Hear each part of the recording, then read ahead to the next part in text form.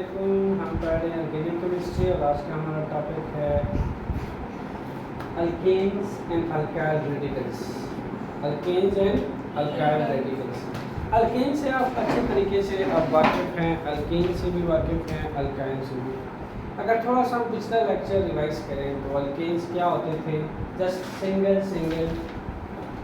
जो carbon carbon single bond है उसका आप अल्केन्स कहते थे, ठीक। यानी कि कार्बन कार्बन सिंगल बॉन्ड वाले अल्केन्स होते थे। Alkanes is nothing but carbon carbon single bond. इसी तरह अल्कीन आपने पढ़ा, अल्कीन में आप कहते थे carbon carbon double bond. Alkynes में आपने बोला कि ये होते हैं कार्बन कार्बन ट्रिपल बॉन्ड, ठीक जी। अब ये अल्काइल रेडिकल क्या है इसकी बात करनी है, ठीक। इसका फॉर्मूला भी आप लोग अच्छी तरह जानते हो। अल्केन्स क्या है? CnH2n+2, ठीक। इस हिसाब से इसका फॉर्मूला पढ़ रखा था CnH2n, इसका पढ़ रखा था CnH2n-2, ठीक। ये है इसके फार्मूलाज और ये है इनकी स्टेम्स, ये है इनका सफिक्स, ठीक हो गया।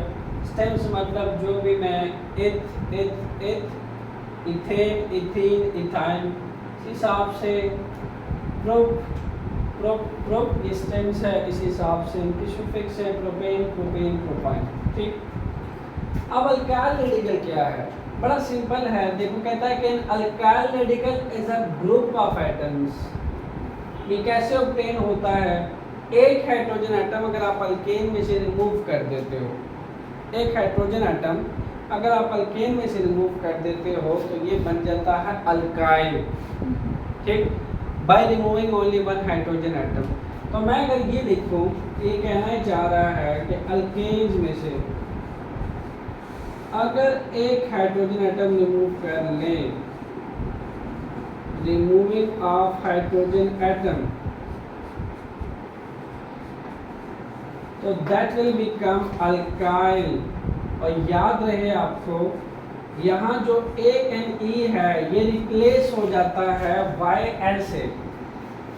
एक हाइड्रोजन एटम रिमूव करने से जो ANE है सफिक्स है वो रिप्लेस हो जाता है YL से, यानी YL जनरली इंडिकेट करेगा एक हाइड्रोजन एटम के रिमूविंग को, जिसको आप अल्काइल बोलोगे। मेरी बात समझ आ रही? जिसको आप क्या बोलोगे? अल्काइल। अब थोड़े से कुछ एग्जांपल्स करते हैं ताकि आपको मैं ये अच्छे से बता सकूँ कि है क्या। होता ये है कि इसके बनाने के कुछ स्टेप्स हैं। जैसे ऐसा करते हैं, थोड़ा सा मीथेन और इथेन का बना के दिखाते हैं आपको। एक मीथेन ले लेते हैं, एक तरफ इथेन,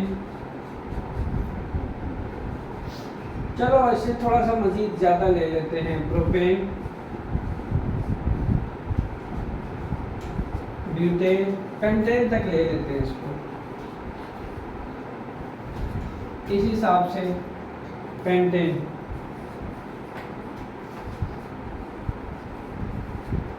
अब क्या है कि इसके स्टेप्स हैं। स्टेप नंबर 1 क्या है? सबसे पहले आपने इनका कंडेंस फार्मूला लिखना है, ठीक है। गिवन कंपाउंड का कंडेंस फार्मूला लिखना है। जरा गिवन कंपाउंड्स के कंडेंस फार्मूला लिखते हैं। कंडेंस फार्मूला है CH4, कंडेंस फार्मूला है CH3, कंडेंस फार्मूला है prop 3 carbon atom CH2, CH3, condense formula है ब्यूटेन का CH3, CH3, कंडेंस फार्मूला है पेंटेन का CH3, CH2,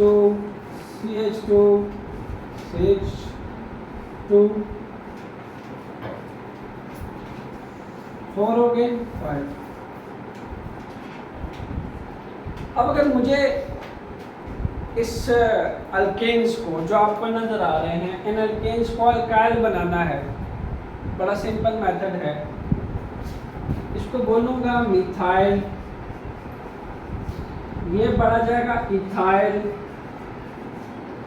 ये पढ़ा जाएगा प्रोपाइल, ये पढ़ा जाएगा ब्यूटाइल, ये पढ़ा जाएगा प्रोपाइल, पेंटाइल। ठीक, मैंने सिंपल क्या किया, स्टेम वही है, ए नहीं रिप्लेस कर दिया वाई से। अब जरा इसको लिख भी लेते हैं, क्या बनेगा, लास्ट जो हाइड्रोजन एटम है इसमें से एक हाइड्रोजन एटम रिमूव करो तो CH3 बनेगा। इसी हिसाब से CH3 CH2, एक हाइड्रोजन एटम रिमूव करो इथाइल, एक हाइड्रोजन एटम जी लास्ट से ही है, लास्ट से, बिल्कुल लास्ट से आपने रिमूव करना है। प्रोपाइल, ठीक, लास्ट कार्बन एटम से आपने एक हाइड्रोजन एटम रिमूव करना है। CH3 CH2 CH2 फिर CH2। ब्यूटाइल, अब पेंटाइल की बात करते हैं, CH3 CH2 CH2 CH2 CH2 बन गया पेंटाइल। सबसे कर दिया एक हाइड्रोजन एटम रिमूव, लास्ट जो कार्बन होगा उसके हाइड्रोजन में से एक हाइड्रोजन एटम रिमूव कर दें। अच्छा, अब आपको ये पता होना चाहिए अल्काइल रेडिकल को रिप्रेजेंट कैसे करते हैं जनाब, इसका सिंबॉलिक रिप्रेजेंटेशन है R। R से अल्काइल रेडिकल को रिप्रेजेंट किया जाता है। अल्काइल रेडिकल का भी तो कोई फार्मूला होना चाहिए जी जनाब, इसका भी बिल्कुल एक फार्मूला है, CnH2n -1। एक हाइड्रोजन एटम में से अगर एक निकाल दो, देखो हाइड्रोजन एटम में से अगर एक कम कर दो, -1 कर दो, तो क्या हो जाएगा, अल्काइल बन जाएगा। ये अल्केन से अल्काइल बनाने का तरीका एक हाइड्रोजन एटम कम करना है, दैट्स इट। ठीक है ना, एक हाइड्रोजन एटम कम करना। अब जरा इसको लगाओ इस पे, इसमें देखो C2 H2 2s are 4 4 - 1 3, तो देख सकते हो CH3 लगाओ इस पे, 3 2 5 आना चाहिए। C3 2 3s are 6 6 - 1 5। इसी हिसाब से ब्यूटाइल पे लगा लेते हैं, C4 H2 4s are 8 8 - 1 7। एक हाइड्रोजन एटम सबसे कम हो रहा है, सबसे एक हाइड्रोजन एटम कम हो रहा है। बस जस्ट हाइड्रोजन एटम को कम कर देने से हमारे पास सिंपल ये क्या बन जाएगा, अल्काइल बन जाएगा। ठीक है, अल्काइल बन जाएगा। अब आपकी बुक में एक एग्जांपल दी गई है प्रोपेन को लेके, जरा उसको भी देख लेते हैं। प्रोपेन है आपके पास CH3 CH2 CH3। अगर मुझे नॉर्मल प्रोपाइल बनाना है, क्या बनाना है, नॉर्मल प्रोपाइल, तो बड़ा इसी तरीका है।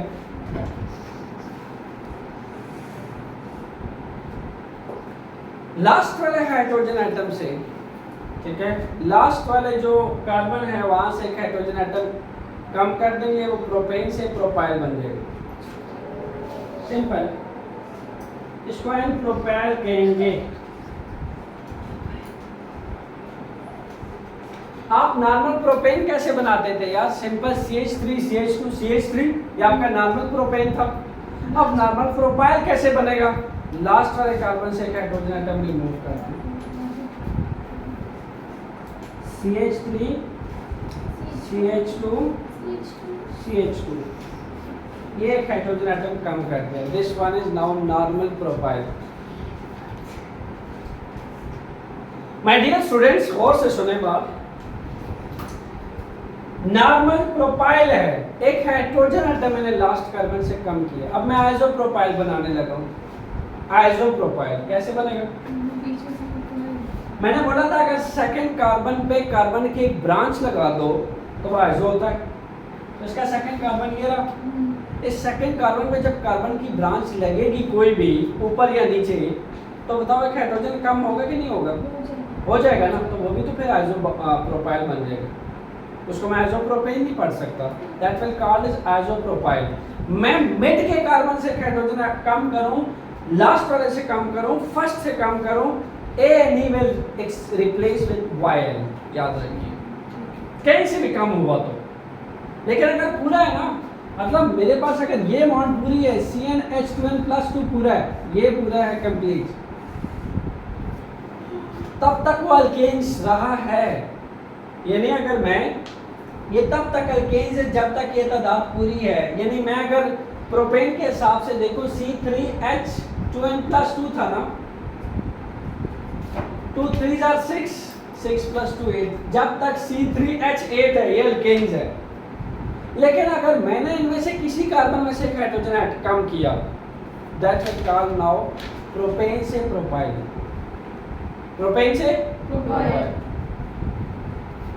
जो नॉर्मल प्रोपेन है या नॉर्मल ब्यूटेन है, नॉर्मल हेक्सेन है, नॉर्मल डेकेन है, नॉर्मल नोनेन कोई भी है, उसके आप हमेशा लास्ट कार्बन से हाइड्रोजन एटम कम करेंगे नॉर्मल में।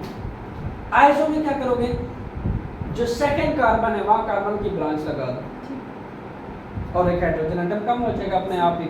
जब आप कार्बन की ब्रांच लगाओगे, हाइड्रोजन है तो कम होना है, जाहिर सी बात है। तो खैर वो बात यहाँ क्लियर होगी। ये आपका फर्स्ट कार्बन, ये आपका सेकंड कार्बन। यहाँ जब कार्बन की ब्रांच लगेगी तो पहले यहाँ 2 हाइड्रोजन थे, अब आपको 1 लगानी पड़ेगी। समझ आएगी? तो 1 2 3 4 पूरे हो जाएंगे। अच्छा, नेक्स्ट ये बन जाएगा CH3, ये बन जाएगा CH3, ये पढ़ा जाएगा आइसो प्रोपाइल।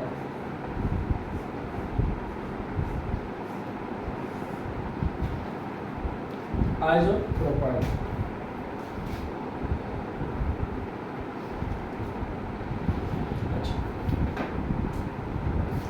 इसको अगर फॉर एग्जांपल 2 तरह से हम देख सकते हैं, जैसे आपकी टेक्स्ट बुक में लिखा हुआ है। आपने अगर क्या किया, CH3 कार्बन की ब्रांच नहीं भी लगाई, आपने कार्बन की ब्रांच नहीं भी लगाई, लेकिन आपने मिड वाले कार्बन से एक हाइड्रोजन कम कर दिया है सेकंड कार्बन से, तब ये आइसोप्रोपाइल पड़ा जाएगा।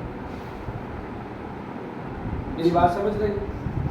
फॉर एग्जांपल अब अगर मुझे यहाँ कार्बन के हाइड्रोजन पूरे करने हैं, ठीक है, कार्बन के अगर हाइड्रोजन पूरे करने हैं तो मैं इसके मिड वाले से अगर एक हाइड्रोजन एटम कम कर दूँ, इसी स्ट्रक्चर को ऐसे समझो कि मुझे अगर मैंने इसके मिड वाले कार्बन से एक हाइड्रोजन एटम कम किया तो ये अपने आप ही पड़ा जाएगा आइसोप्रोपाइल। बड़े मैंने सेकंड कार्बन पे कार्बन की ब्रांच लगाई या ना लगाई, लेकिन एक हाइड्रोजन कम कर देने से आइसोप्रोपाइल बन जाएगा।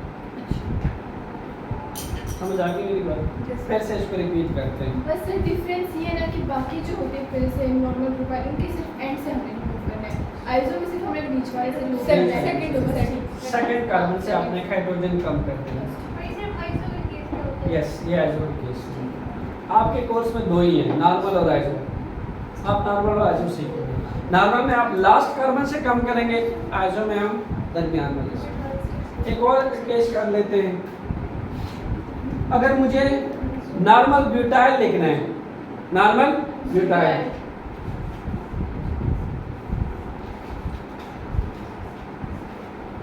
बहुत simple, CH3 CH2 CH2 CH2, ये नॉर्मल ब्यूटाइल है। अगर मुझे आइसो ब्यूटाइल लिखना है तो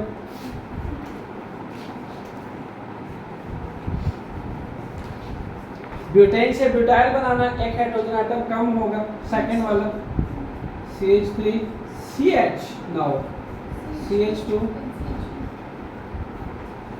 3 हो गए थे या 1।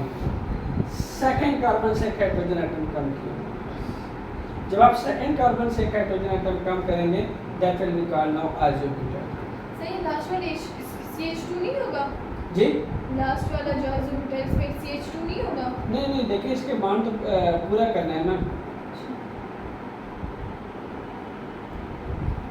हाँ, इसका बांड पूरा करना है। इस वाले कार्बन से एक बना हुआ है 3 2 6 + 2 8, और इससे क्या ना, इस पिछले वाले से एक बना हुआ है 2, इसके साथ 2 2 4, फिर कार्बन कार्बन + 2 8।